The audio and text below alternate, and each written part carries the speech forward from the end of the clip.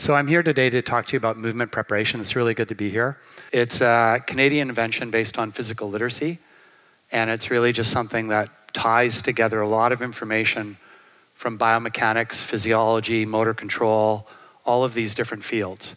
So nothing's new. It's just recycled and repackaged in a way that we can better use it for the purposes that it was intended.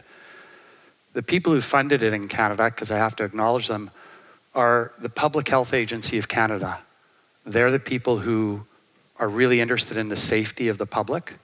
And so they put a lot of money into developing movement preparation for many different sports. Football, basketball, baseball, volleyball. The one I'm going to do today is our soccer one, or football. And so once you understand the basics of movement preparation, you then can apply it into many, many different fields. It is founded also, it was developed, the one for soccer was developed by Canadian Soccer Association, largely because of the fact that young women suffer anterior cruciate ligament injuries much higher than young men, 6 times more frequently in actual fact, even in Sweden. So part of this was designed to reduce injuries, but at the same time maximize performance in high performance athletics. Now, oddly enough, although this was designed for high performance athletics, we use exactly the same concepts for children that are 5 years of age, because it preps them for life. In fact, in rehabilitation, we use the same approach to take people after injury and bring them back to function. So this has a lot of versatility to it, and although I'll be doing it today based on football or soccer for you, it can be applied in many different fields. So the first question people ask is, what is movement preparation? And this slide right here illustrates it has 2 reasons, and only 2. One is to enhance performance, the capacity of a person, human potential. And the second is a new term, to create durable people, to enhance durability. Just like my jeans might be durable, they don't wear out. We don't want people to wear out either, so they can participate in life. Durability is a new phrase for the sport and exercise science world, and it comes from physical literacy. It's durability by design, not by chance. We don't want to take things by chance. We really want to say, let's do this purposely so we make people that are durable mentally, physically, and even socially durable. At the Olympic athlete level, once they leave high performance sport, one of the interesting things that happens to them is they lose their identity, because all they had was sport. And many Olympic athletes, after they leave, actually lose themselves for about 3 years. They have an identity crisis. So this is not just about making movements funky and fun. It's about making people that are physically, socially, and mentally durable. Now, the interesting thing here is if you look at these 2 points, there have been a number of injury prevention programs, which this is not, that exist in the world. FIFA's made one, and numerous other people. We don't call this injury prevention because coaches play gambling with injuries. They'll actually say, it won't happen on my team. But if I actually provide to a coach, a physical educator, a recreation leader, the ability to enhance performance of people at the same time as increasing durability, they'll do this, because they're going to say, it's going to help my players on the field of play, I'll do this. If you just say injury prevention, they'll go, well, why would I do it? So because this program has been demonstrated through studies to enhance performance and reduce injuries, coaches adopt it, because you win-win, if that makes sense. There's nothing funky about this. It's really based on really good psychology, physiology, sociology. It's based on the basic principles that we all might know if you went to an exercise science program. We created this about 15 years ago, and the very first one is that one right there. You can still get this online. It's a document that's called Movement Preparation Guide. You can get it at our Canadian website, physicalliteracy.ca.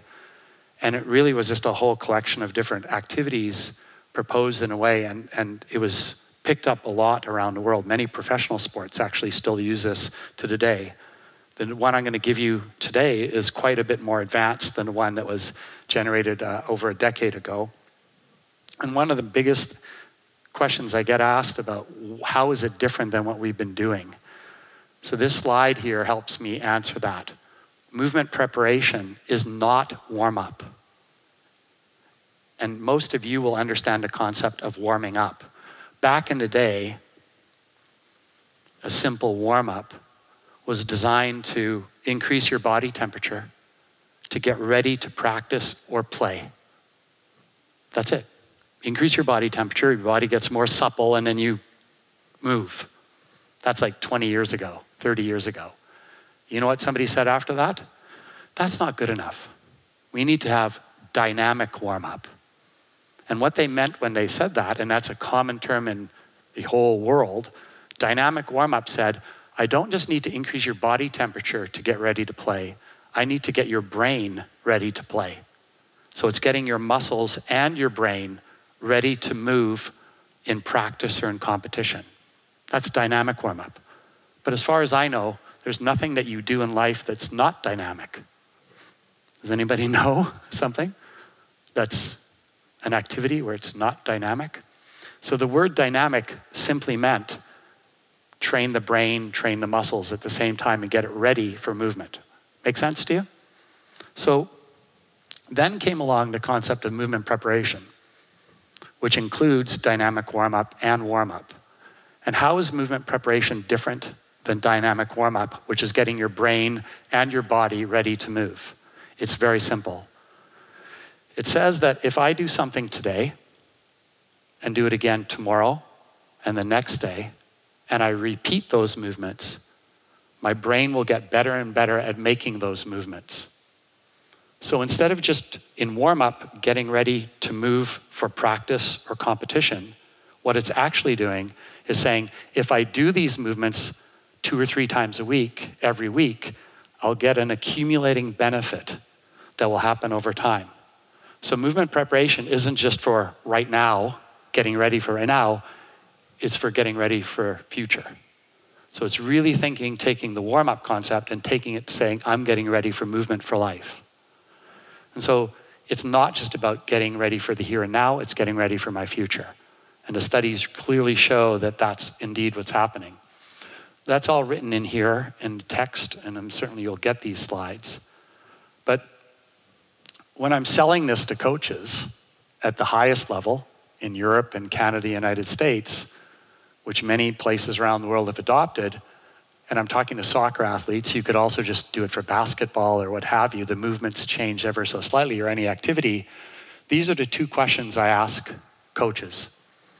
They're pretty simple, straightforward questions, aren't they? I ask, 1, what are the physical characteristics necessary to perform in soccer? Think about that. If you were to say, what does a soccer player need to play on the field of play, you're going to create a list in your head. Put that list in your head. Then I can ask you, what are the key psychological characteristics of a really good player? That's a good warm-up, right, for you to think about, well, what do I want from my players? And interestingly enough, many coaches never do this. And if coaches think about, what are the 10 things that I need in physical characteristics in a person? What are the 10 things I need for the psychological characteristics? They can better plan their practices. And even better yet, if they hire people like physiotherapists or strength and conditioning people, they can actually tell them, this is what I want. And they rarely do that. So this is a very important exercise in any sport or any activity that you want to do, to say, what are the key physical and psychological, and even better yet, social characteristics that you want of your players. So I'm going to show you the top 10. Here's the top 10 from very high-level soccer coaches. This is the list of the physical. They need speed, they need acceleration, the ability to get up to speed. They need really good cardio fitness. They need the ability to be powerful. They need the ability to be agile, move like a cat. They need the ability to be aware of everything in your environment. Where are the other players? Where is the ball? Hey, that surface is a little different over there than that surface. They need high motor proficiency in movement skills. That means they need to be able to kick with their right and kick with their left, or dribble with their right, dribble with their left. Cut right and cut left. Avoid collisions both directions. They need a diverse movement repertoire. What does that mean? That means that they actually need the ability to, if I've seen soccer done really well in Sweden, is it called Friends Stadium? Is that where you play soccer? Yeah. I've been there during a World Cup game. And the funny thing is, I've seen players after they score a goal, you may have seen this, they run really fast and they slide on their knees and they go like this. Have you ever seen that? That's a very important movement in soccer. If you don't know how to do that, that's a problem. But you need to be able to practice and have a diverse movement repertoire, and we'll come back to that. And the other one that's really important that coaches often don't think about is that we need symmetry in movement. I need the ability to move right and move left, kick right, kick left, etc. And you need to, the higher the proficiency in my right side and my left side, the better player I am. Do you follow me? And very importantly, when we look at young women in the game of football, what we actually find is that they're pretty good with their right leg and not so good with their left. Not because they're female, but because society doesn't allow females to develop their movement competence on both sides. That's evident across this world, actually. And that's gender mistreatment, and that's very inappropriate. And that results in that injury difference that I told you about earlier on, which I'll come back to. So symmetrical movement ability is part of what we do with movement preparation. That's the list of what most soccer coaches want. I'm going to show you the psychology one. The psychological list is a very interesting one. They want people that are motivated to do, what they love for the good reasons of, I love what I'm doing, let's do it. That's intrinsic motivation. Confidence. If you have a player who's very skilled, but is low confident, that creates a lot of problems. Low self-efficacy, which means that you lack confidence in your own ability to move, is not only an issue for the ability to perform on the field of play, but it's also a major issue related to injury rate. People who don't believe in themselves, the evidence clearly shows, have a much higher injury rate than people who don't. So when we do movement preparation today, we're going to actually learn how to create confident, competent movers. That's what physical literacy is all about. How do you create confidence at the same time as competence? That's really what the game's about, and that's really what life is about. Focused and determined, that's pretty important. Number one reason that people, I don't know what focus is in Swedish, but many coaches yell out to their players, focus! It's the most common thing that a coach yells to an athlete, which is interesting. How do you develop focus? Do you just hope for it? The ability to manage emotions and anxiety, how do you do that? We're going to show you today how you manage emotions and anxiety. Be goal setter, be punctual, be aware of people in the environment, be committed to what you do, and believe that you have control over the outcome, not other people or other things. Those are a pretty good list, right? I want those for all my athletes that I work with. I want that for every person in life, not just in soccer. So this is a big point, and we're going to get to the movements right away. If you actually watch the game of football, you're going to actually see that people do a whole bunch of movements on the field of play that we never practice in drills. If you actually look at a soccer match and look at every single movement that's done on the field of play, which you should do, you're going to come up with a list of all the different movements that people need to do in the game. Most people just count passes and kicks and things like that based on performance as opposed to necessary movements, like jumping over 3 people who are on the ground. What drill have you done to actually practice jumping over 3 people on the ground? Well, we do that here because we look at all movements that are necessary on the field of play and then try to practice them. So things like this one is a big one, collision-avoidance. How do you teach people to avoid collision? That's a practiced skill. Do you just throw them on the field of play and hope? That's what most people do. That's doing things by chance as opposed to by purpose and by design. So we look at all of the different aspects of the field of play. When you stumble, how do you recover from your stumble? Well, we practice that. If you don't practice that, you're not good at it. So that's what will happen here today. We also believe that the more repetitions that you do, the better you get at something. There's clear evidence for that. But if the athlete doesn't have any feedback about whether they're doing it right or wrong, they don't get better. So providing feedback, which doesn't mean you're yelling at them or giving them instructions, but letting them know whether they're doing it right or wrong is a big part of movement preparation. We're almost done here. Performance in soccer is not just about creating really good movement proficiency, it's also about how to keep people in the sport. So if we prepare people really well, we're not going to have the huge dropout of people that leave sport at the age of 13. So if we give this to our very young folks, they're more better equipped to keep themselves in sport than to leave the sport as well. So as was mentioned earlier on, I'm not going to do a big talk on physical literacy today, but physical literacy is the foundation of this. And physical literacy is more about brain training than it is about muscle training. It's about how do I prepare my brain to control my body while I move, as opposed to making muscles bigger, stronger, greater flexibility, or changing my body composition. It's about brain training at the same time as muscle training. And we're going to do that together to see how that works. The most basic concept of physical literacy is illustrated in this simple slide. This is a cartoon, and this cartoon is the foundation of physical literacy around the world. The World Health Organization, which is one of our leading organizations for saying what we should do as human beings, has recently indicated that the primary means to improve physical activity and culture is through physical literacy. That was about a month and a half ago in Geneva in our meetings. That's a huge statement from a major agency to believe that physical literacy is the foundation to making the population safe and active again. And the foundation is here in this simple slide. If we give people movement competence, the ability to move well, and have a bunch of movements that they have, they can choose what they want to do in life. And if you develop confidence, at the same time you develop competence, you reduce injuries and maximize performance and increase participation in society.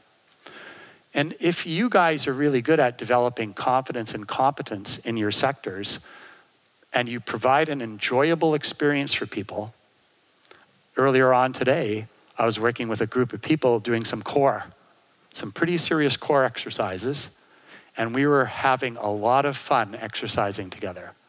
Isn't that an amazing thing, as opposed to, I don't want to do this again? We were laughing and having fun. The number 1 and 2 reasons people stay in activity for life are fun and friendship. Movement preparation uses fun, and it uses social connection between people to keep people engaged. This is as much about psychology as it is about physicality. If you look at this diagram, the words on the right-hand side are psychological terms. The word on the right-hand side is the movement competence, is a physical term. Physical literacy is not just about movement skills. It's about creating the right psychological state so that a person can actually participate in life and sport, recreation, activities of daily living, and vocation. Finally, if you're motivated, you enjoy what you're doing, you're confident, and you move well, you'll participate in life, which is all we really want as parents. It's all I want my kids to do, to meaningfully participate in life and thrive, right? Who wants to just survive? Let's thrive. As a parent, that's all I want. I don't care what they do. Are you participating in society? Yep. Are you thriving? Yep. Have I set you up to do the right things? Yep. Go ahead. Feel good about that. Literacy has never made a culture that actually is healthy. Literacy, which is important as a university professor, the more you can read and write, the more you can participate in society, but it's never made us healthy. Think about that.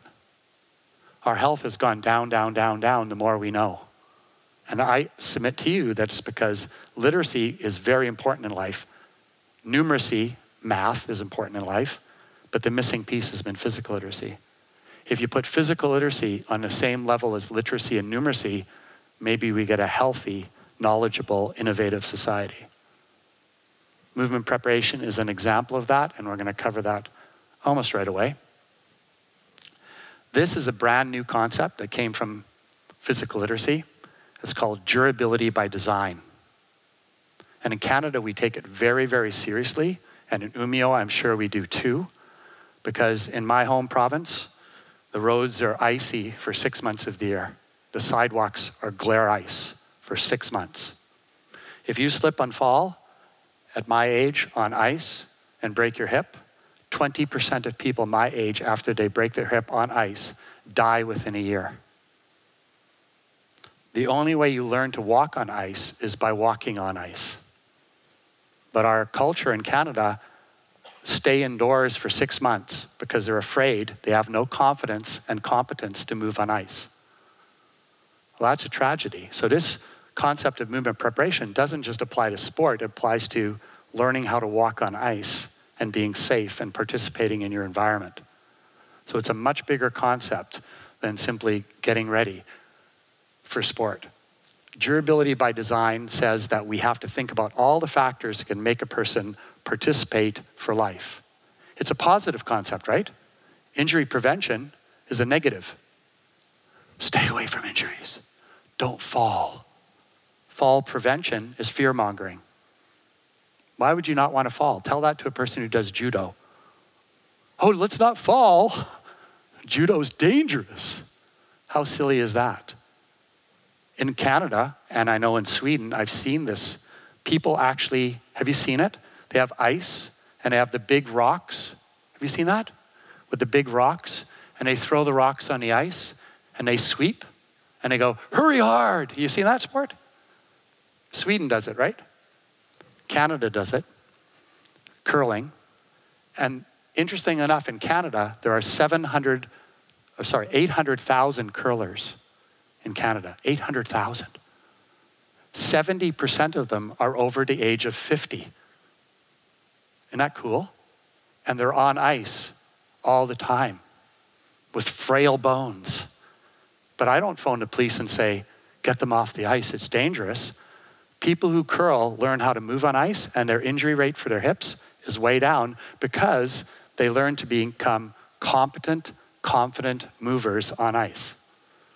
That's not magic, but that's an amazing thing to reduce hip fracture injuries in that population.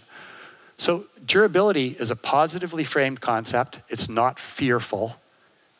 What parent, what person in this room doesn't want to be more durable, right? I want everybody to be more durable. So in the end of the day, movement preparation is part of that. The primary reason why it was funded is actually because of the ACL injuries, and I'm going to give you some instruction on that. In Canada, United States, and Sweden, I looked at the data, the anterior cruciate ligament in young women pops 6 times more frequently than men. 6 to 1. 6 girls pop their knees playing the same sport to every 1 boy. Now, you know what we used to teach in medicine? Because girls have wider hips, they have a thing called a Q angle, so their knees are in like that. And we thought that was the cause of it. And we also thought perhaps that having a menstrual cycle, which changes your hormone levels, will actually change the laxity of ligaments inside your knees. And that's true, it does. But what people don't realize, and this is very important to understand, that in ACL injuries, ACL ruptures, females pop their left knee twice as frequently as their right. And why is that relevant for this group to know? You already should be guessing that it's because they don't cut well right and cut well left. That's the correct answer. But it's certainly not true to the fact that the hips are wider, because that's the same on both sides. And the menstrual cycle affects the right and left leg equally. As silly as that sounds, that's true. So then why is it that girls pop their knees 6 times more frequently than boys? I will tell you this, that when we run movement preparation, which creates symmetry in cutting behavior, you can cut right and cut left equally, 6 to 1 goes down to 1.5 to 1. That's a lot of injury reduction. That's a lot of tragedy reduced in people's lives. It's not the worst injury in the world, but for a person who suffers it, it ain't fun. A year recovery if you make it back. If you make it back. So movement preparation was designed to fix this. Males don't show any difference between their right and left sides in injuries, in ACL injuries. The cost of ACL injuries is staggering. You can read the numbers behind me. It's billions of dollars per year in the United States. And rehabilitation of ACL injuries, less than 10% of people who suffer an ACL injury return to their level of function they previously had. 90% failure. But I'll tell you a neat story. If you use movement preparation as a means by which to rehab people who have ACL injuries, 90% success in going to a functional level higher than they were prior to injury. That's impressive. So these are good news stories. I'm not going to go through details there. I'll show you one thing. This is a slide, not complicated. We looked at all 25 YouTube videos of people popping their knees. Ookie thing to do, right? But we watched the videos carefully and we said, how do ACL injuries occur? And another group did the same study. FIFA, you may have heard of them. Small little group of people. They did a same study on 25 injuries that they recorded on the field of play. We got the same results. Cool. What it says to us is that ACLs pop 21 times out of 25 when you're decelerating, when you're slowing down.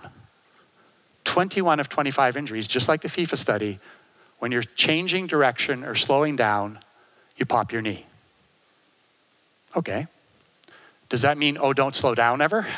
No, that's not the answer. Here's the other one that's really cool.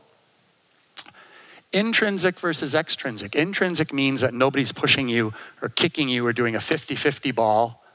It means that you are cutting and nobody is pushing you. The vast majority of ACL injuries occur without contact with another person. That's cool. And the last one I'll point out here is this one. And this is really critical. 23 of 25 occurred at performance speed. Not doing that. That's slow-mo. Practicing that has very little relevance to on-field, high-speed, decelerating cutting. All the drills we're going to do today are designed to go from slow speed to full speed. If you don't do that, you're basically not thinking about durability and you're thinking about taking a risk with your players. Just like risking concussion, not a good thing. So movement preparation, which we're going to do today, from an ACL injury point of view, tries to create landing and cutting symmetrically for both legs. That's its goal. It also tries to prepare for movement at full speed. It also tries to prepare for movement under pressure. So can my exercise physiology friend come on up here? So let's just pretend that this fine young gentleman is like a strapping rugby 7 male. Does everybody have that image inside of them? Do you know what they look like? They're big, huge, tall guys that have a lot of musculature. That's you. You got that? So if I'm actually a player and he's that intimidating person that he is, and I need to actually come up towards him, don't move, and I have to cut past him, deke him. The interesting thing about that is that if you do drills about cutting like I just did, without a person having pressure on me, the way in which you move without pressure is very different than the way in which you move under pressure. Does everybody follow that? Just by intimidation or by physical presence. And we're going to do that together.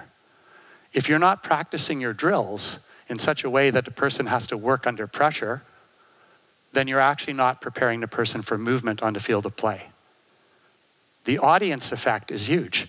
If I have a bunch of players and a national team coach for Canada walks in, do you think they do the same movements? They do the movements entirely differently. So physical literacy demands that you prepare people for movements with an audience, with different forms of pressure, if that makes sense. Thank you very much. Give him a round of applause. That was amazing acting. Amazing acting. So now we get to do it. I can't have all of you doing it at once, so we get to do some stuff. So what we have over here is a poster. And this poster has 5 sections to it. The one for baseball, the one for football, the one for soccer, the one for synchronized swimming, all have 5 sections. We've got one for about 6 different sports right now. We're not going to do all 64 sports because there's enough overlap that we can base it on one.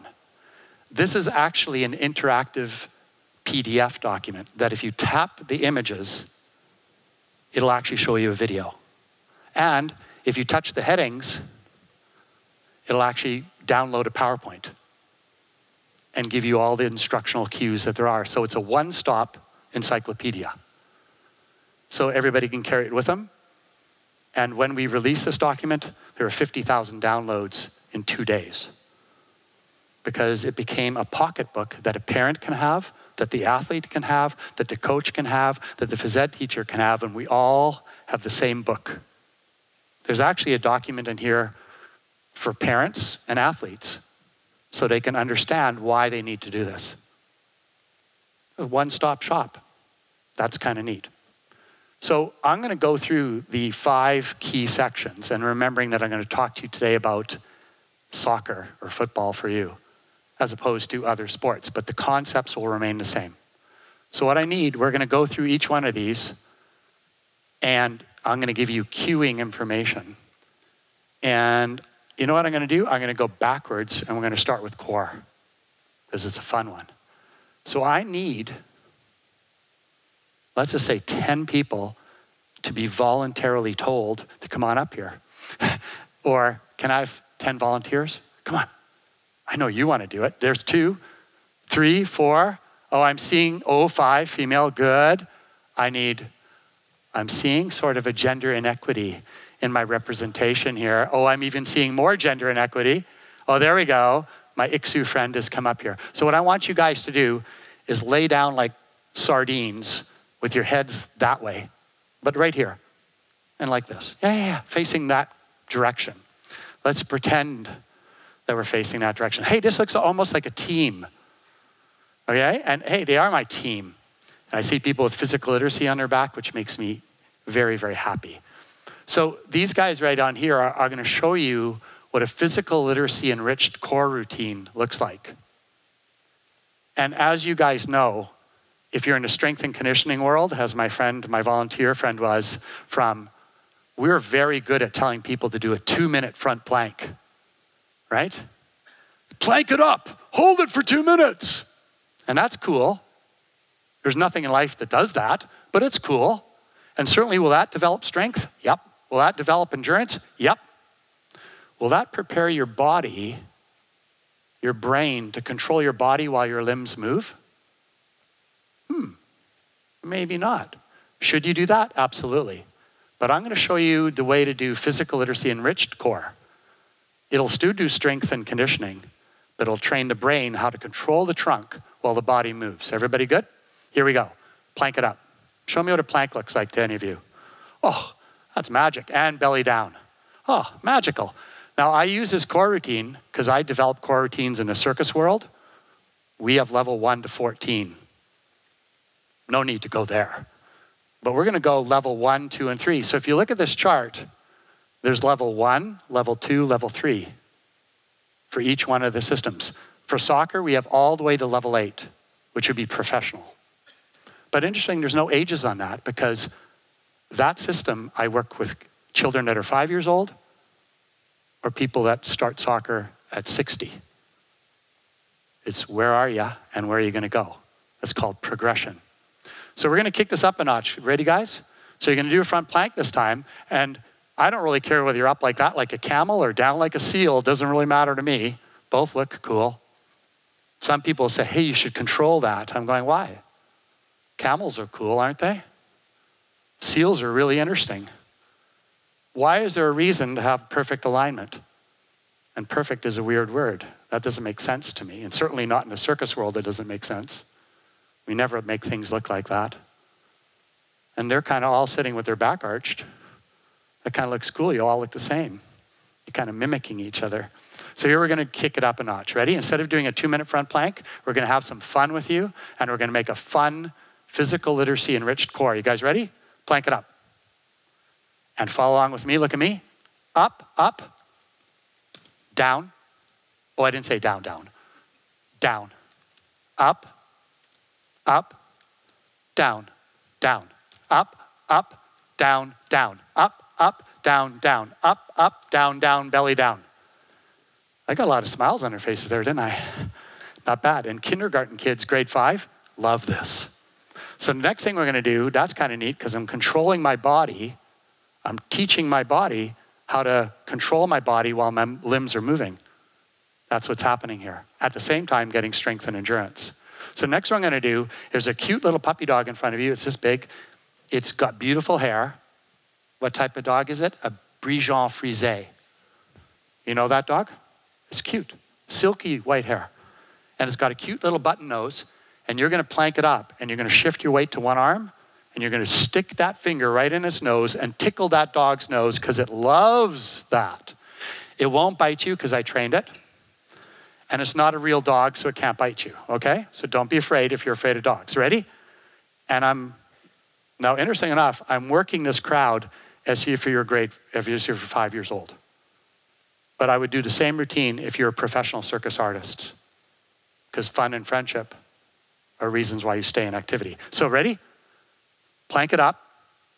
Maybe spread your legs a little bit apart. There you go. Make yourself a nice base support. Shift your weight to one arm. Stick your finger out and tickle, tickle, tickle, tickle, tickle, tickle, tickle, tickle, tickle. Look at those smiles. And shift arms, other arm. Tickle, tickle, tickle, tickle, tickle, tickle, tickle, tickle, tickle. And shift arms. And tickle, tickle, tickle, tickle, tickle, tickle, tickle. And belly down.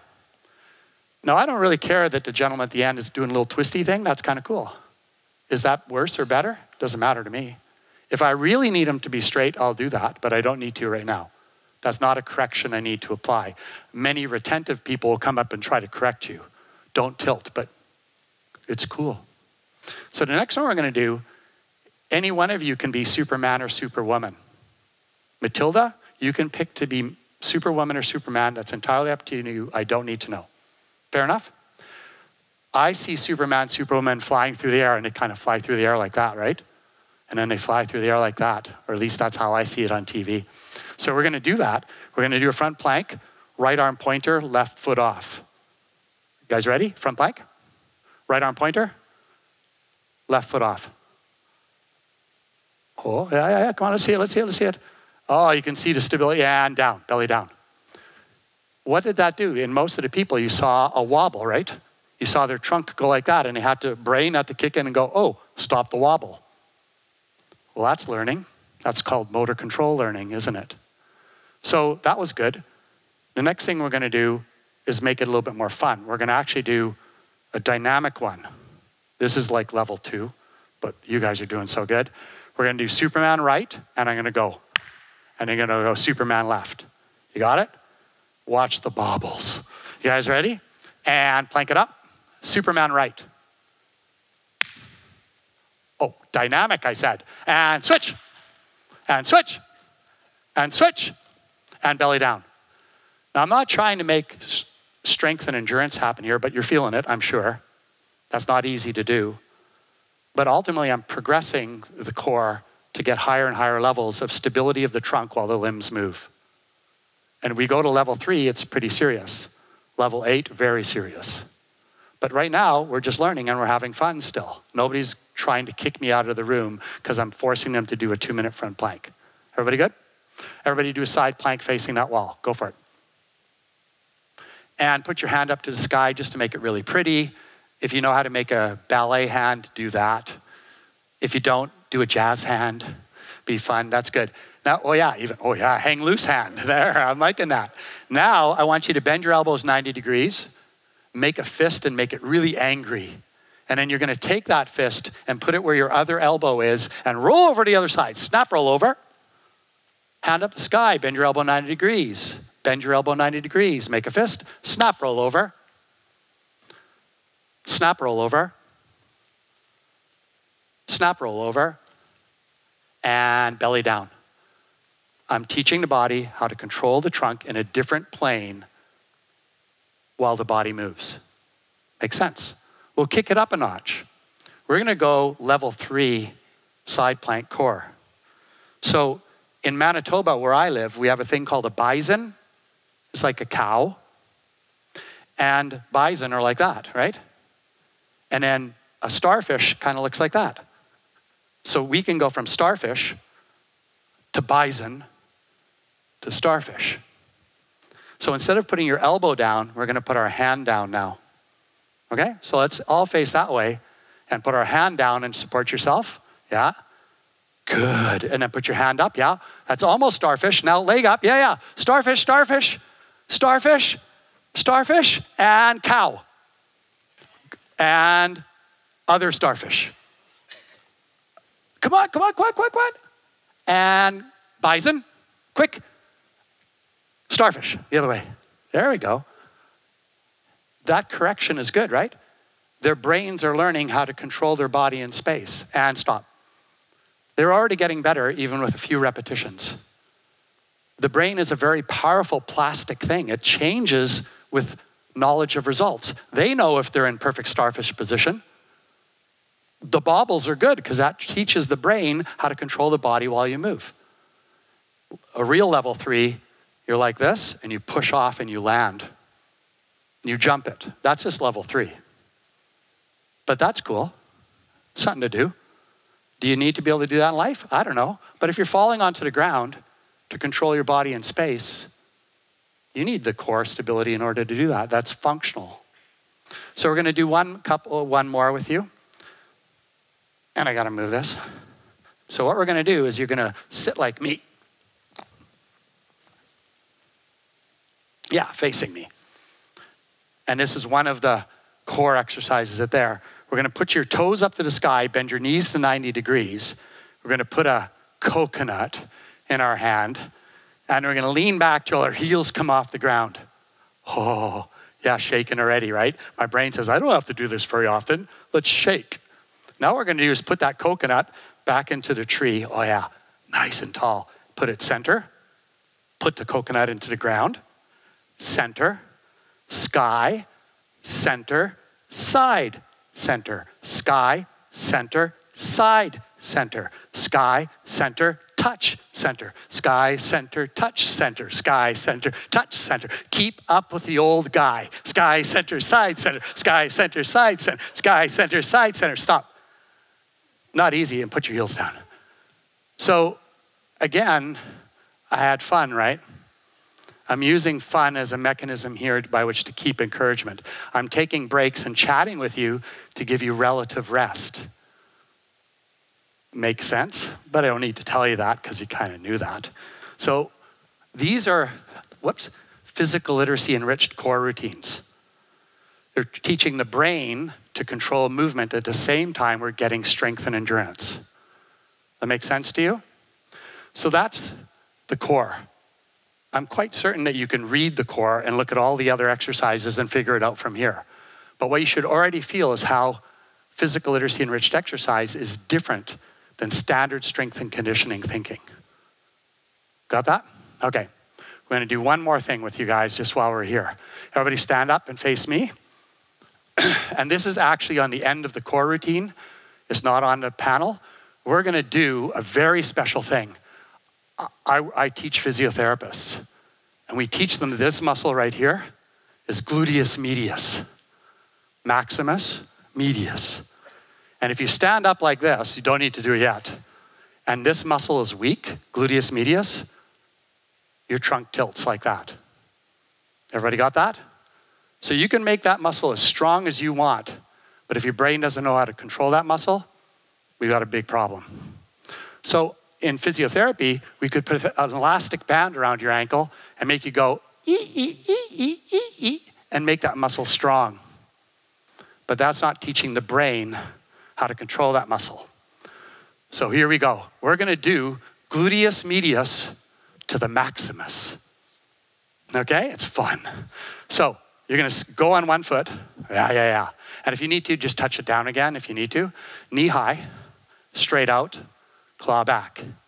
Knee high, straight out, claw back. Knee high, straight out, claw back.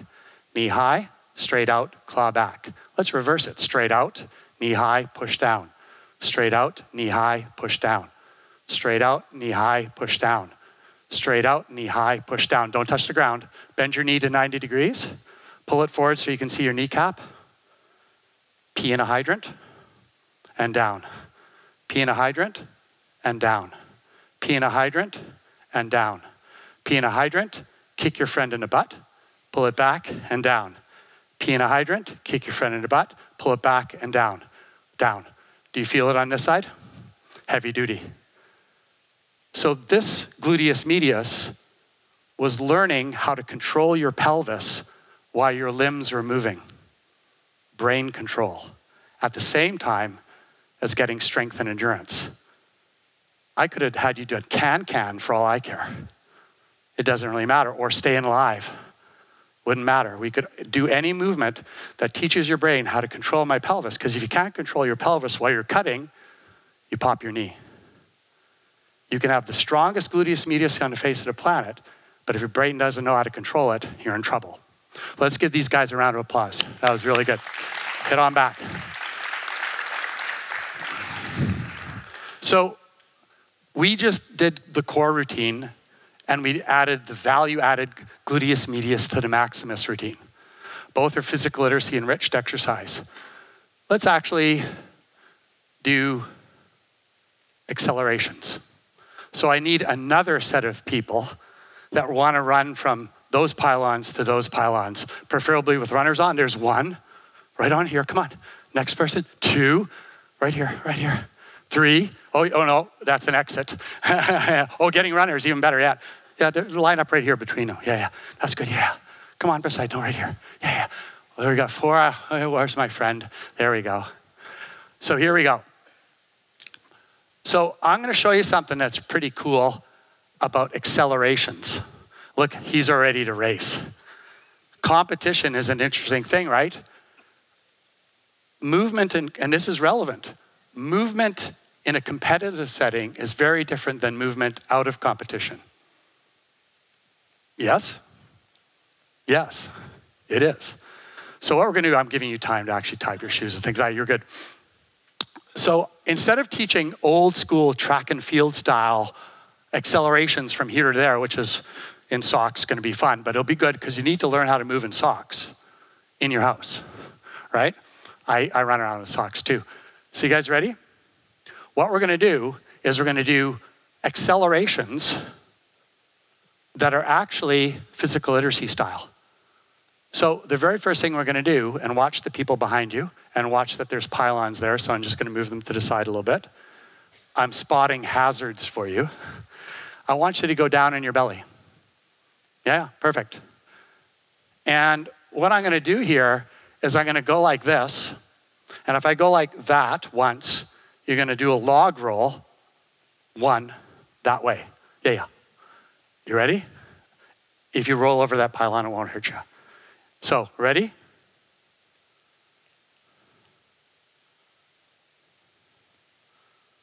Okay, we got the command. So if I did this, you do two of them, right? Okay, this is fun already. So they're going like, what's gonna happen here? So what I'm gonna do is I'm gonna go log roll right, log roll left or something. You watch my hands, I'm not gonna say it.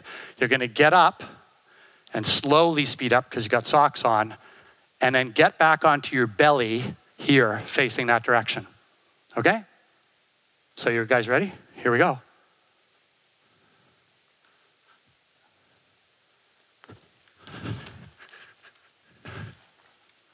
Nice. So interesting enough, if that was a longer field of play, say 20 meters, they could get up to speed, couldn't they? And they could learn how to slide their body onto the ground because that's a necessary component of on a field of play. Yes or no? Yes. It's controlled. There's some collision possibilities here. Good. Is there a safety issue here? Not with the level of ability in this room. Otherwise, I would have spaced them out a little bit more. Do you follow me? I'm actually creating circumstances that are real life.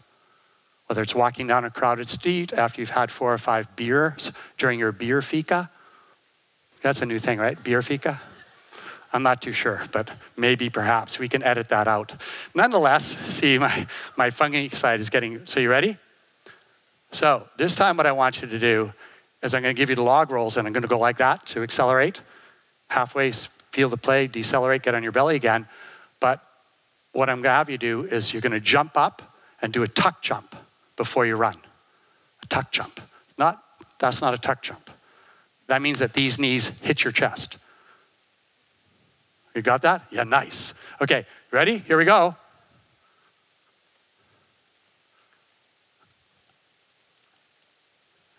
Oh, good, good. Now we learned.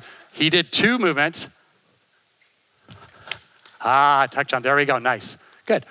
So you're also seeing that I'm teaching spatial awareness to me. They're actually having to observe me without instruction to follow me. That's part of this. And then they're learning pretty quickly that I'm being serious, that I'm not going to talk and give them instruction. That's very valid. So now you're going to stand up, and everybody's going to face that way. And you're going to put your feet, and you can imagine that you're on that line. So let's put that foot right there. Everybody mimic. In track and field, we always start from one side, right? In track and field, you put your blocks on, you do that. In soccer, basketball, football, do you get really a choice to start in your left or your right? No, you don't. You need to be able to start from both. That's why the fastest person on a team is rarely in a sprint is the fastest person on the field of play. I'm going to show you why. In the acceleration drills, we have a thing called twisties. So we're going to do a twisty right now. Standing where you are. That's twisty 2. If I did 3, Got that? So I'm going to go. You're going to do a twisty 2, and you're going to go over to that side over there to the red line and face the same way. You guys ready? And go. Good. Yeah, facing that way.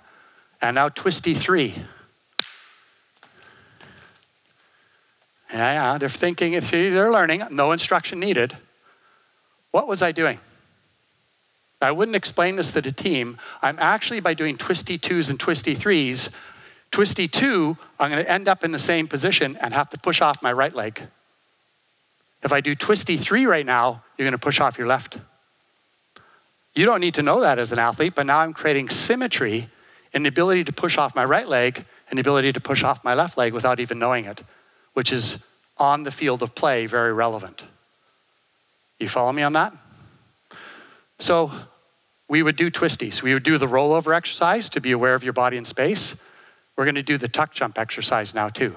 You're going to do 1 burpee and 2 tuck jumps, and I want to hear your knees hit your chest, and then you're going to accelerate to the other side, okay? 1 burpee, don't hit each other. 2 tuck jumps, and go over to the other side. Ready, go. Yeah, and there we go, nice. You got it. So then, they're eager. Everybody's looking at me now, looking for cueing. That's a good thing. Spatially aware. So as we do this, we would only train it at this level initially for 5-year-olds or 25-year-olds, it doesn't matter, or 60-year-olds, and we learn this basic maneuver, controlling my body in space relative to other people in space. It's not about straight line acceleration. That's interesting. This is about accelerating with people in your field of view, with the ability to stop before the audience, controlling your body in space. So all of the different acceleration drills are listed here at level 1, level 2, level 3. Drop and go. So we're going to try that one. So you're going to be standing, and then when I say go, you drop to the ground, come back up, come over to here. Really simple. Ready? Go. Do you need to be able to do that in a field of play? Do people have to start from their belly and get up? Yeah. Am I purposely practicing that here? Yep. Is that a planned thing? Have you ever seen a person my age get up from that position? Let me get down. Okay, here we go. And back up. No, I get up like you, but in the end of the day, that's a practice behavior, isn't it? If you don't know how to get up from the ground really quickly, in a game, that can be a major issue. That's a goal or not a goal. So hang on there, guys. We did drop and go. We did twisties 2. We did twisties 3. I added the log roll thing just for fun. You have to be creative. These aren't perfect. They're just a list. You have a better idea, put it in there. That's important. You can be a cook who follows recipes, or you can be a chef and make them. I prefer chefs, but if you need to start being a cook, start as a cook. Make sense? Okay, give these guys another round of applause. That was really good.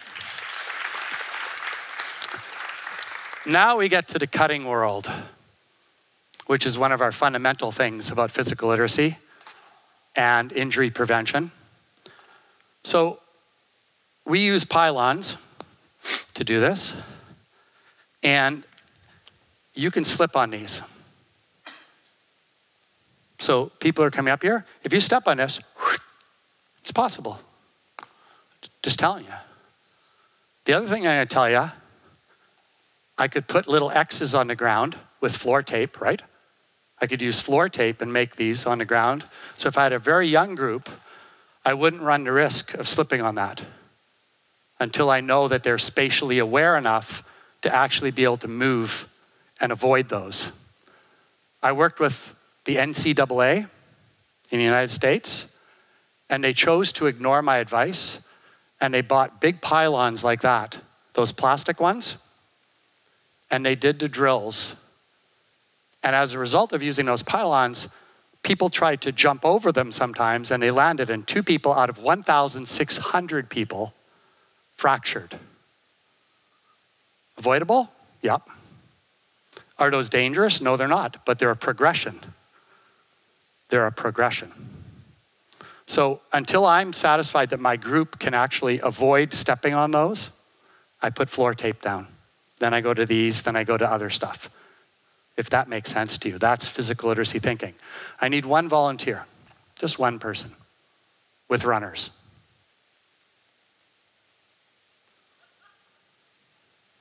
Nobody coming up? Come on now, not that scary. Pilo.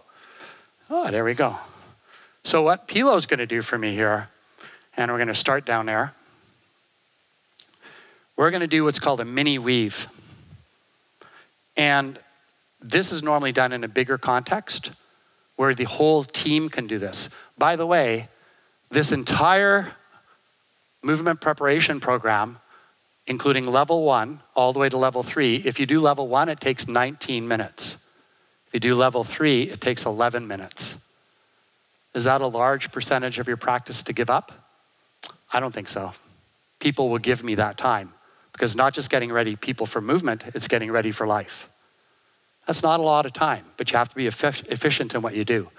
So what I want you to do is you're gonna go slowly because we start slow, like dancing. We're not gonna be dancing together tonight, but we could. I like that, ballroom dancing. So you're gonna come towards me, and when I say go, and you're gonna come up to this pylon and pass it and go plant, plant, and you're gonna back pedal, go plant, plant, back pedal, plant, plant, plant, plant, plant, plant, plant. It's a little weave, right? Go slow. Plant, plant, go back. Plant, plant, go back. Plant, plant, go back. Plant, plant, go back.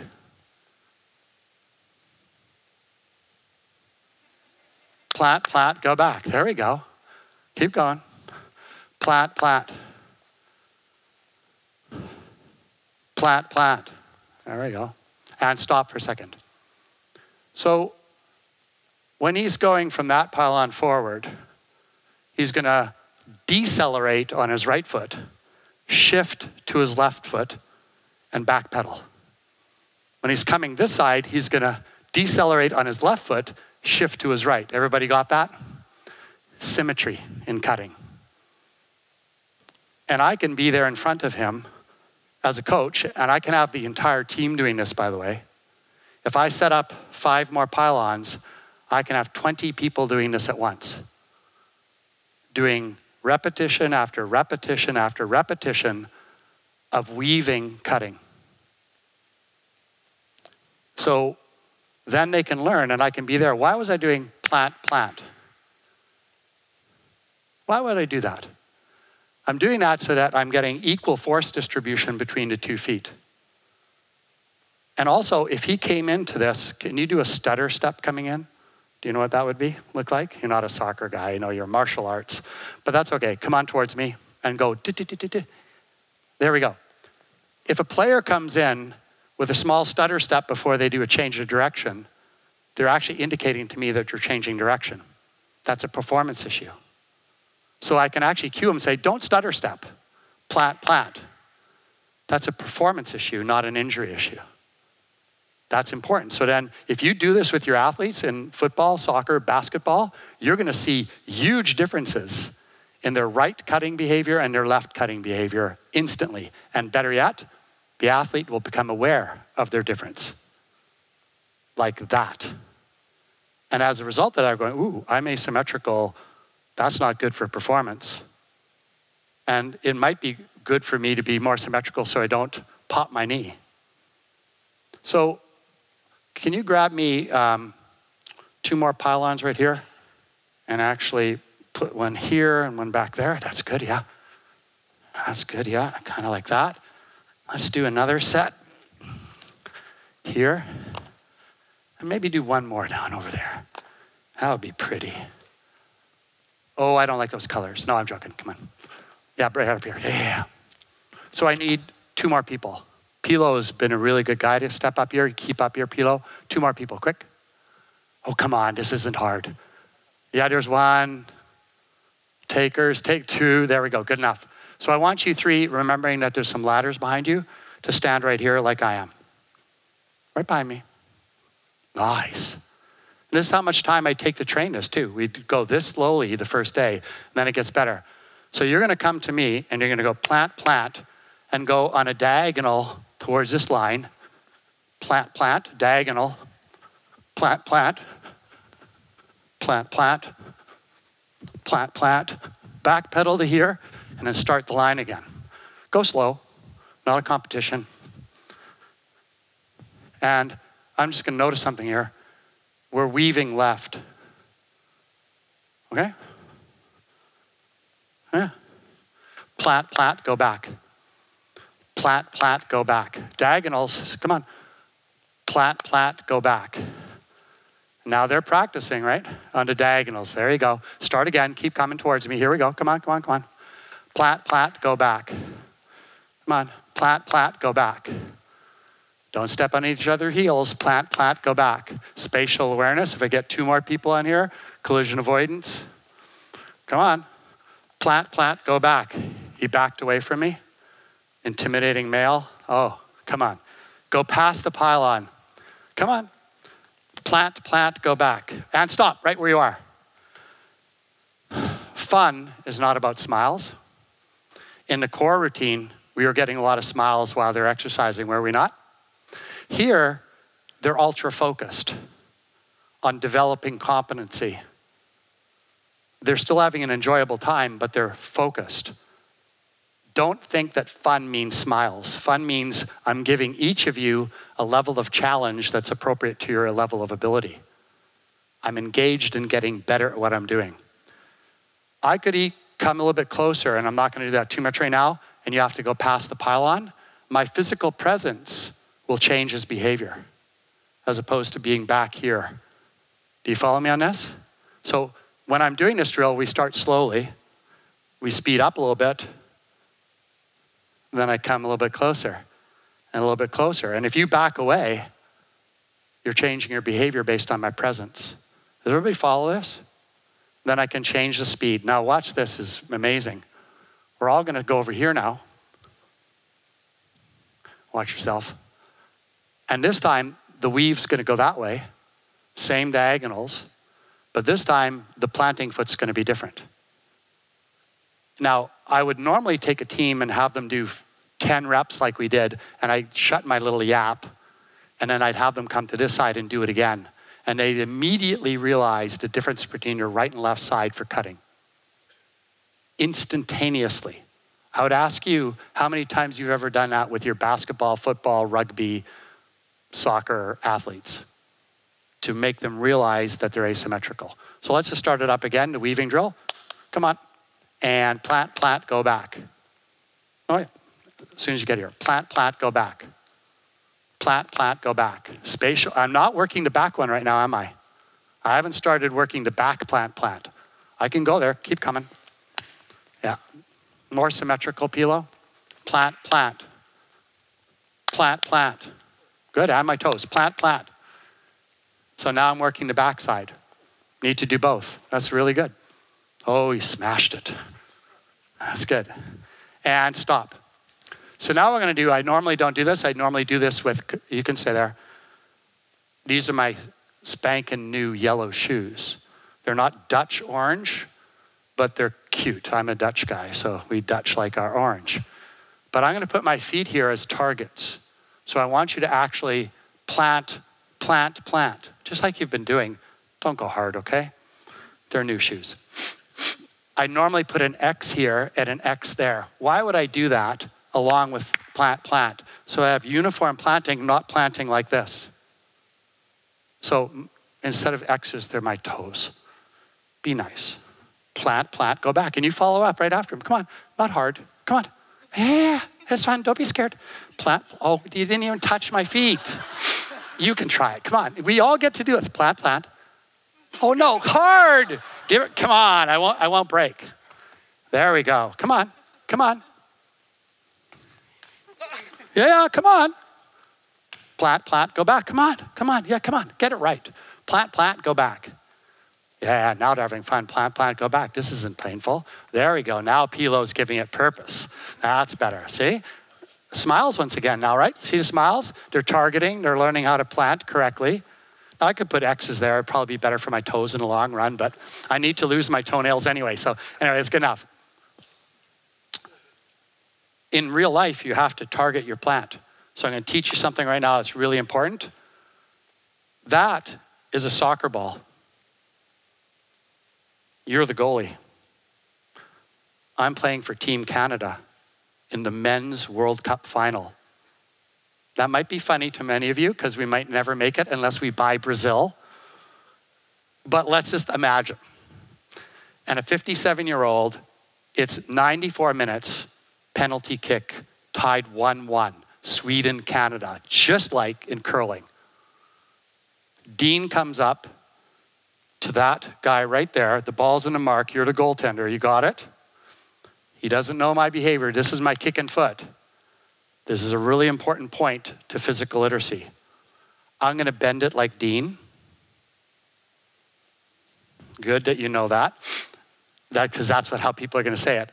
And I'm going to go up to that ball. And the very first thing I have to do is take this leg, not my kicking leg, and exquisitely, very precisely plant it, don't I? Perfectly. Because if that foot isn't perfectly planted, I can't kick the winning goal for Canada. Everybody got that? So let's just review. This is my kicking leg, which has to have targeting ability. Yeah? But I just told you that my opposite leg, its primary purpose is to target and place the foot beside the ball. Ooh, that's interesting. So, precise plant, unbelievable powerful kick. Boom! But let's think about this again. The first thing is to plant this. That's my adductors, my gluteus medius, to learn how to plant the foot. Then it has to support my body, gluteus medius training. Then kick, propulsion, accuracy kick. Boy, yeah, you saved it. Boom. And then I kick so hard that I land on this foot in a big way, stability. I hopefully just got rid in your head that my right and left leg need both stability and targeting function. Would you agree with that? How are you doing? How are you training the targeting function? So you guys come on over here, stand on this black line. Yeah, that black line, yeah, that one right there. And maybe go over there a little bit. So what I want you guys to do is follow along with me. Stand on one foot, and then I want you to jump over to, nice, and go back. Oh, that's good. Sweden's synchronized jumping team for the 2080 Olympics, right here in front of us. Now, why I show you that, that would be a power drill for strength and conditioning, a skater jump, right? We'd often do this thing and get the distance. And that's good for power, but power is useless without accuracy. So I could actually say to you now, go stand on that red line behind you, face that way, put your right foot on that line, and then what you're gonna do is you're gonna jump and land on this black line. Go. And go back. Right. That's power with accuracy.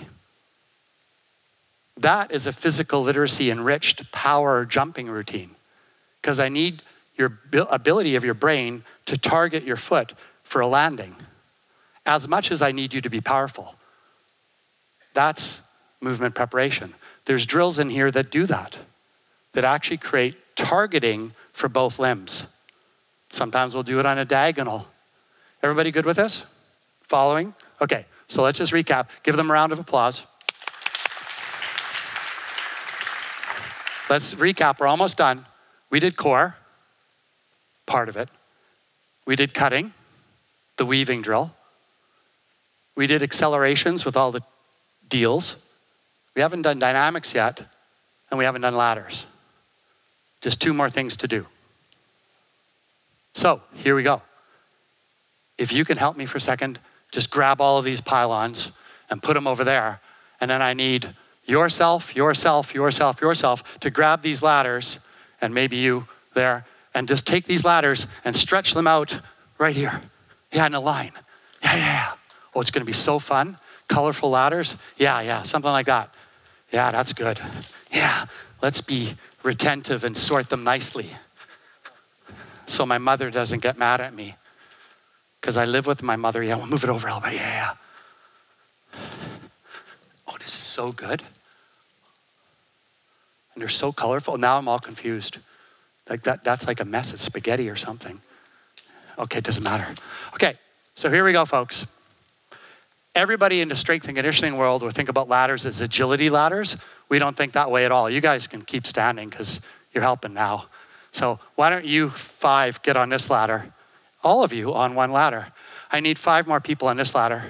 Go. 5 more people on this ladder. We'll call this the drunk ladder and keep it out. And then 5 people on that ladder. And if you can help, oh yeah, he's getting warmed up now. I like that. You're gonna grab this ladder and just move it over just a little bit. Oh, yeah. Okay. I don't know y'all, so I'm gonna keep the distance between the ladders big. But ultimately, I'm gonna collapse the ladders closer and closer so you all can learn collision avoidance. But I'm not gonna do that quite yet. So I do ladder drills because they're great cardiovascular fun.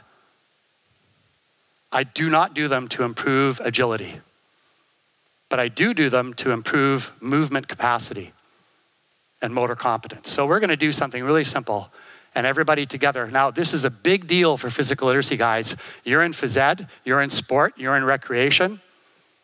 Listen up. Taking all of these people right here and putting them on one ladder is tantamount to socially inhibiting people. Because if you start moving in front of this audience, you're gonna know, even if they aren't here, that everybody else is watching you as you go down that, even if you aren't being watched. Do you accept that? Do you accept that?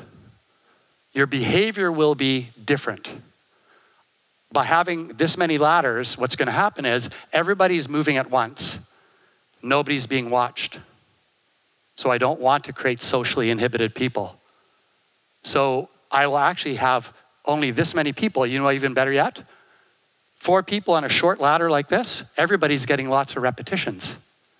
1 ladder, You're hurting people. You're creating a psychological trauma that is hard to recover from in life. Social inhibition, fear of moving in front of other people. You all have it. I don't have much of it anymore because I'm in the performance world now, but in the end of the day, this is a serious effect and I can show it to you. We're gonna do something really simple. We're gonna do this, not fast. In, out, out. In, out, out. You go, do it. I'm going to say it out loud. Go slow. In, no. In, out, out. In, out, out. In, out, out. In, out, out. In, out, out. In, out. Go to the beginning. In, out, out. In, out. Go to the beginning. In, out, out. In, out, out. In, out, out. In, out, out. In, out, out. In, out, out. In, out, out. In, out, out. In, out, out. In, out, out.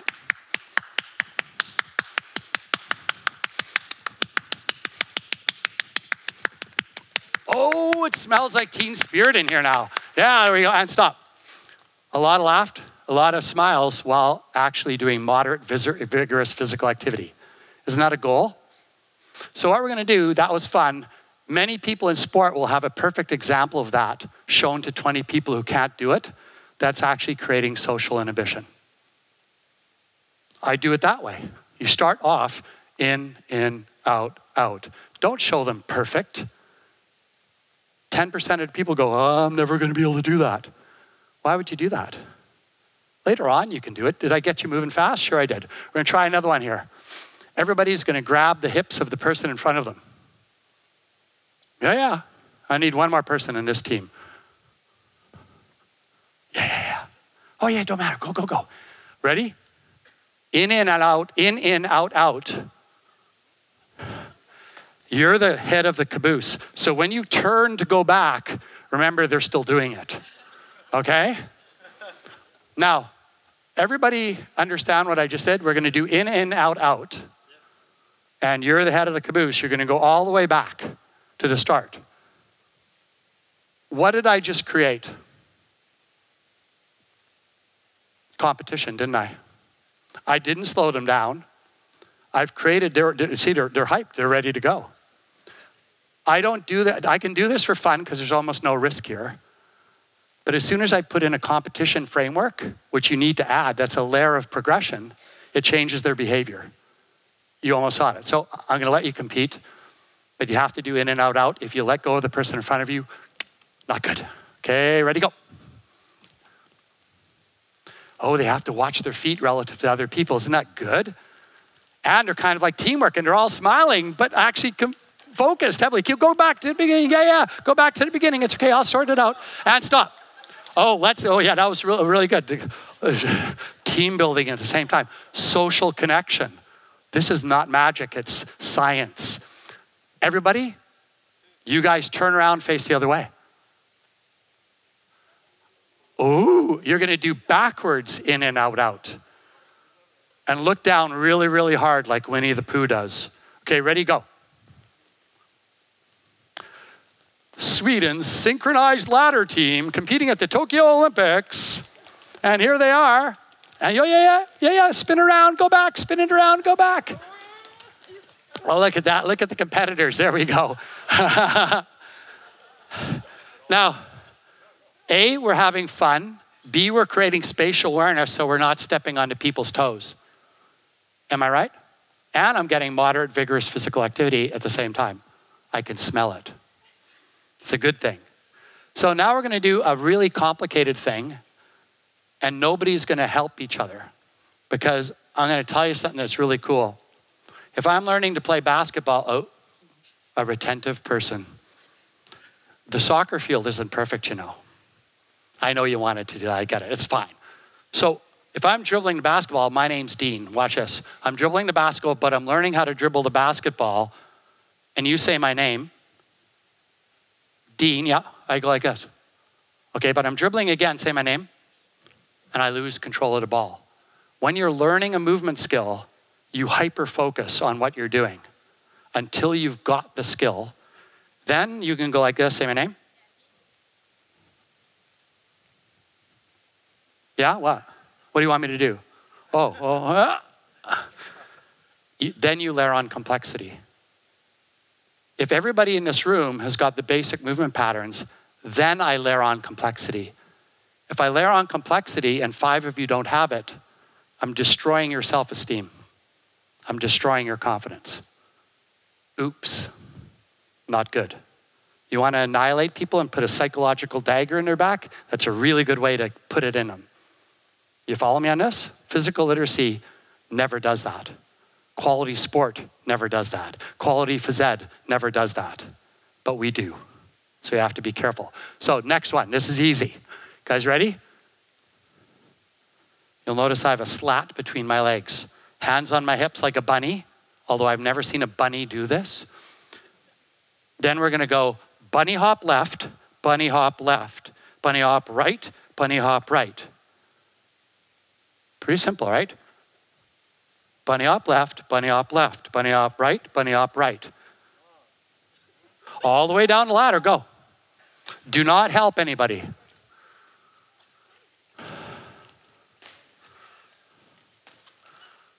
Everybody watch, keep going until everybody gets it. Keep going, keep going.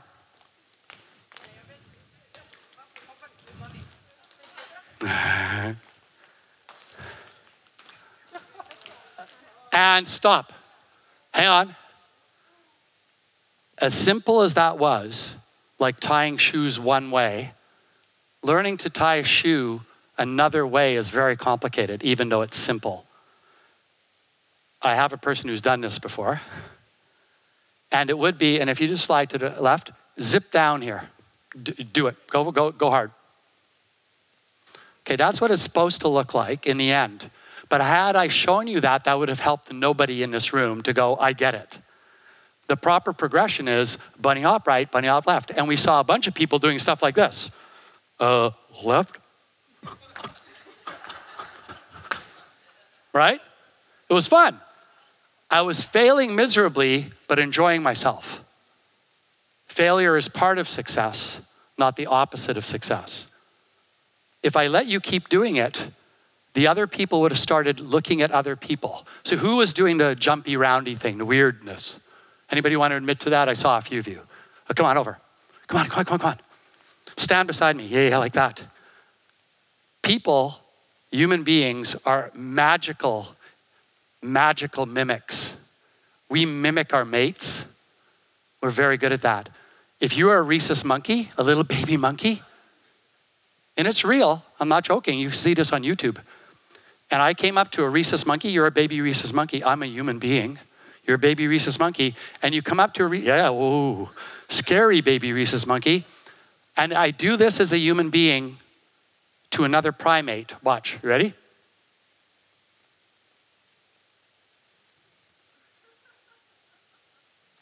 In our bodies as primates, and I'm not joking, we have built inside of us what's called the motor mimicry system. We mimic people for social relationships and hunting, gathering. People are very good mimics. Very good mimics. See, he looks down at my feet, he already knows.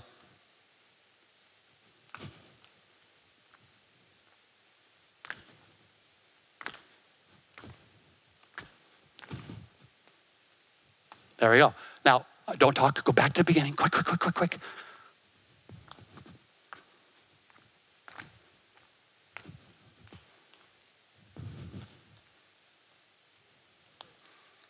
Interesting, right? I didn't provide a word of instruction, he mimicked me. Not everybody's a mimic in the room, but many are. You have to be very careful with mimicry. I would never stop to drill and everybody watch you like that. You did well at that. I would have another ladder over there, and while everybody's practicing it, if you're really having trouble, I'd pull you to another ladder. Do you follow me?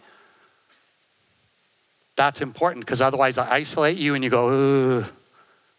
That's quality physical literacy experiences. The ladder drills are for creating these movement drills. And there's hundreds of drills on here we're gonna do. Start at the beginning again, you guys ready? High knees, one in each. So that means you're gonna go high knees like a prancing pony, maybe track style, whatever you like, go for it, and then go back. High knees, one in each. High knees, one in each. Go back to the beginning. Prance like a pony this time, not a track star. That's track star. Like a pony, like a horse, whatever a horse does. Do something like a horse, prance like a horse. We'll have some fun. There we go. Okay, now stand in front of the ladder, and this is what you're gonna do. You're gonna do out, cross right, out, cross left, out, cross right, out, cross left, out, cross right, out, cross left. Ready? Go. out, cross right, out, cross left, out, cross right, out, cross left, out, cross right, out, cross left, out, cross right, out, cross left. Keep going. Out, cross right, out, cross left. Out, cross right, out, cross left. Keep go, go, till you get it. There we go. Now we're getting it. Out, cross right, out, cross left. Out, cross right, out, cross left. Out, cross right, out, cross left. Out, cross right, out, cross left. Out, cross right, out, cross left. Very good. Okay, everybody back to the beginning. Spatial awareness. Ready? What you're going to do is this person is going to jump in here and go 1, 2, 3, come back in, jump 1. 1, 2, 3, jump 1. Ready? Go.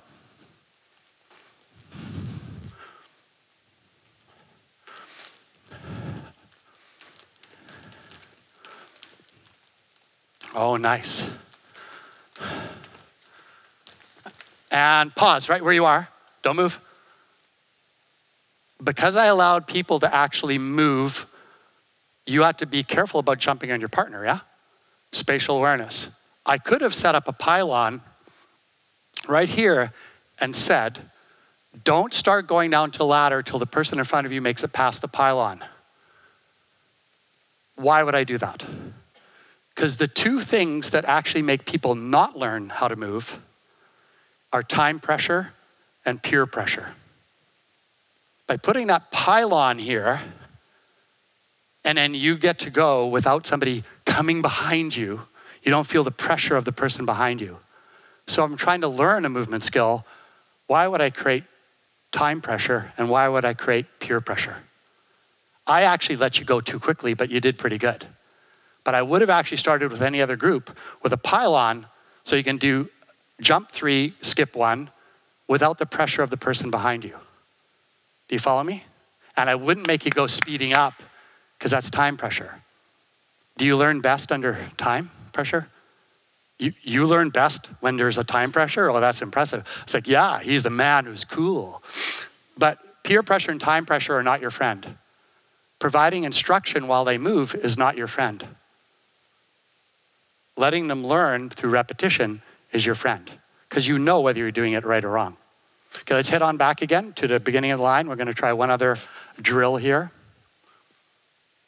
This is a tough one. People with socks, be careful.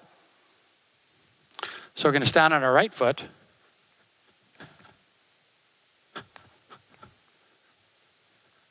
Zigzag. Go slow, really slow. No pressure. Give the person lots of room in front of you. Ah, nice job. And stop.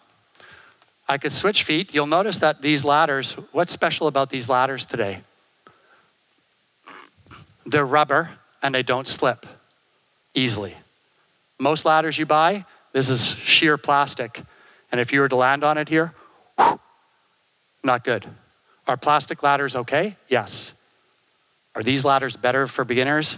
100%. If you don't like this, you can put tape on the floor. But in the end of the day, I do progress to more complicated ladders and more risk. I can even take this, let's actually do this. Can you grab this ladder here? And just move over here. Good. Let's sort this ladder out so it's straight. Nice. One line up. You're gonna go from here and you do diagonal, diagonal, diagonal, go all the way down, the next person follows right behind. Ready, go.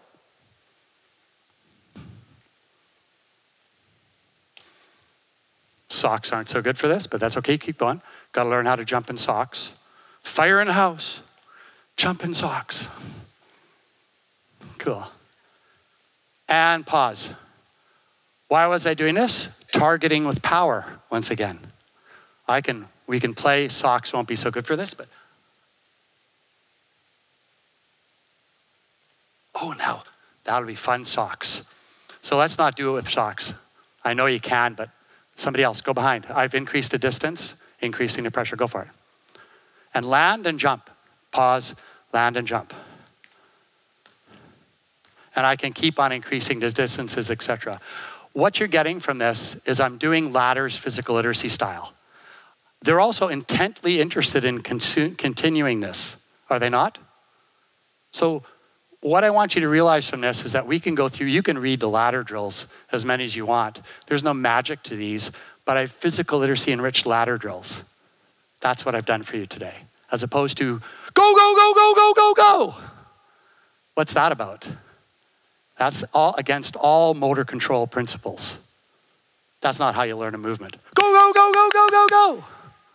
You can have fun with that occasionally, but we learned a lot of principles here. So I want to go back, keep standing. We did core, we did ladders, we did cutting, we did accelerations.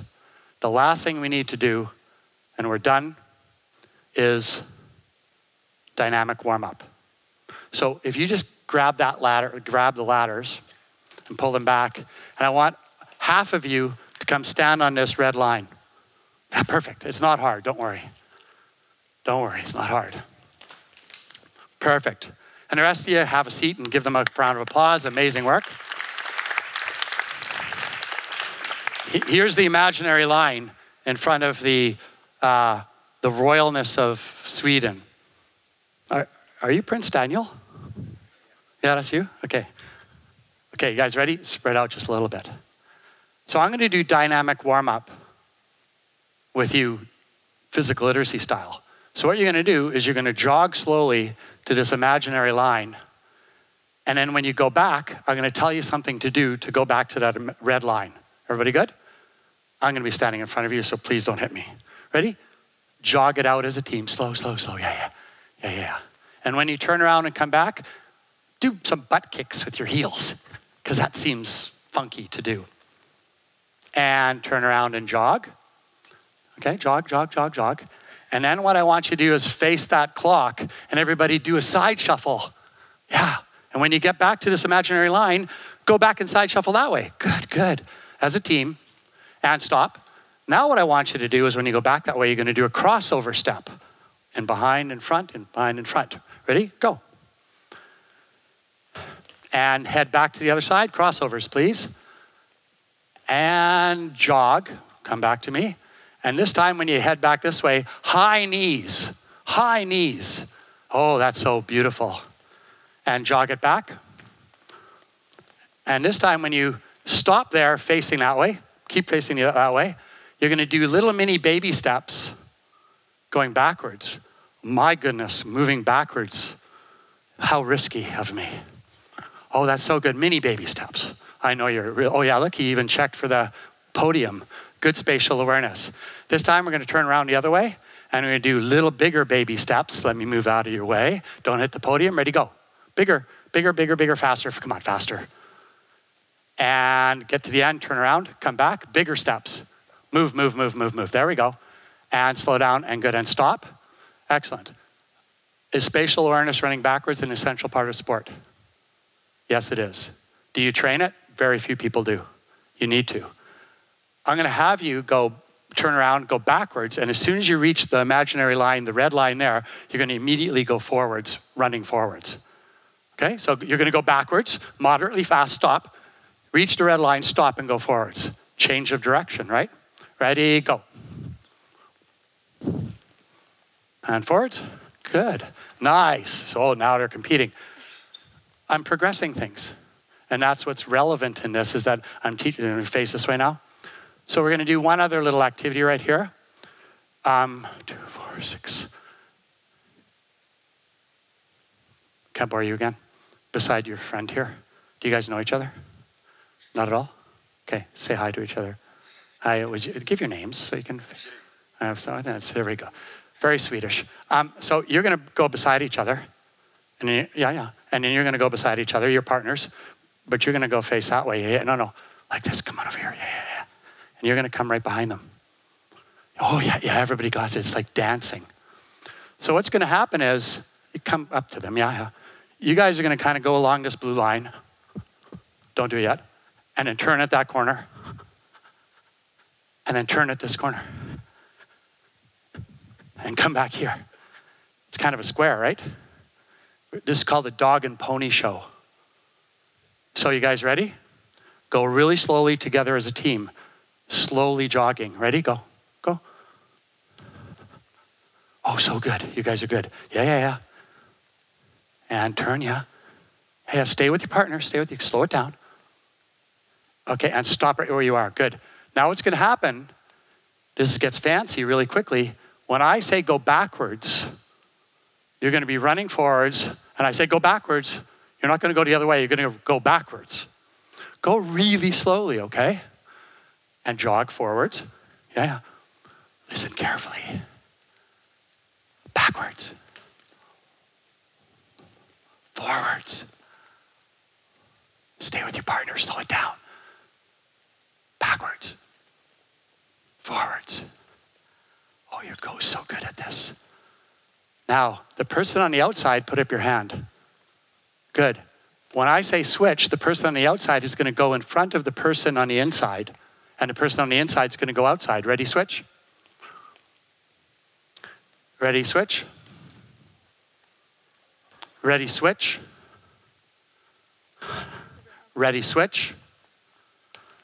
Good. Backwards. Oh, and you know what's coming. And switch. And switch. And forwards. Put your shoulders together and push. Push, push, push, push, and switch. And push, push, push. I didn't say go backwards. Push, push, push, push, push, push, push, push, push, and switch. Figure it out. Push, push, push, push, push, and switch. Okay, and stop. Now, interestingly enough, even children that are 5 or 8 years old can do this, and they're sweaty messes in about 15 minutes, loving what they're doing because they're hyper-focused. I kept it slow, and I have to slow it down initially, but this is collision. This is push-off. This is real life on the field of play stuff. And they don't even know it. You'll keep doing that. You would have kept doing that until I kept going for a long time. Engagement. So what we've done today is we've given you the concepts of if you went through the dynamics and then did accelerations and then did the cutting drills and then did the ladders and then did the core, you're a drippy, sweaty mess.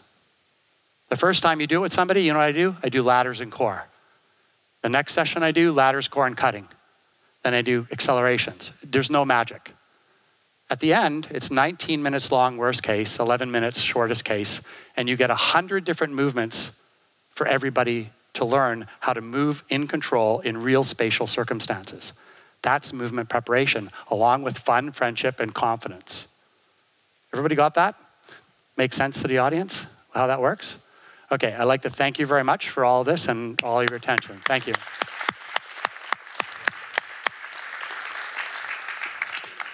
So movement preparation is designed to enhance performance and durability and reduce injuries.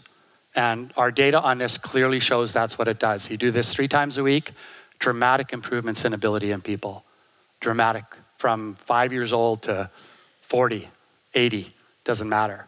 You have to progress it right and learn about your audience. Not create safety circumstances, but progress it so that they can have real life movement capacity. I'm gonna finish on that on the movement preparation unless you really want me to do throw and catch, but I can do that later for the rest of the group. I'm gonna take a short break right here, so catch my breath. I think Tom's gonna come in and give us some other information. We're done in about 10 minutes. And I'm gonna spend some more time here if you wanna ask questions after Tom gives you some presentations, if we have any more time. So thank you very much.